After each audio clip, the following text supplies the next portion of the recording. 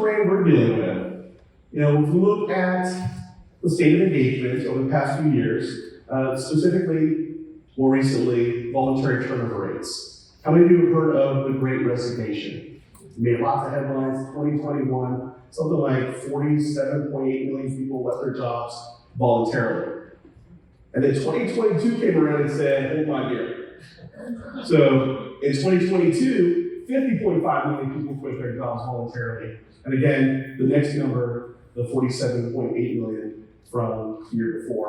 We're thinking this year we might be lower than these two numbers. Around 46 million is what the rate looks like, give or take. But if you look at pre-COVID numbers, pre-resignation numbers, great resignation numbers, the normal was like around 30 million people a year. So we're nowhere near back to normal. Now, the cost of turnover to an organization, this is conservatively about 1.5 times to 2 times the annual salary of that position to replace that person. And that's counting things like time to process applications, time to interview candidates, time to make a selection, time to onboard, lost productivity. It could be as high as 3 times the annual salary to replace that person.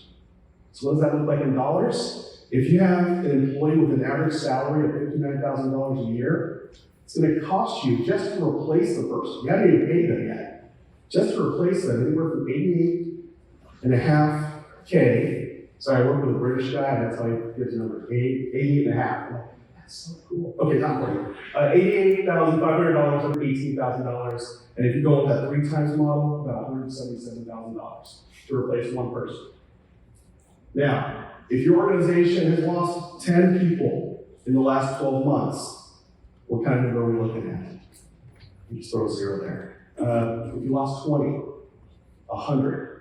I worked in organizations where we orient 1,200 new people a year, which tells me 1,200 people left during that year. And at that price tag, that is a lot of cheddar. I said cheddar. Officially, the first time I said cheddar.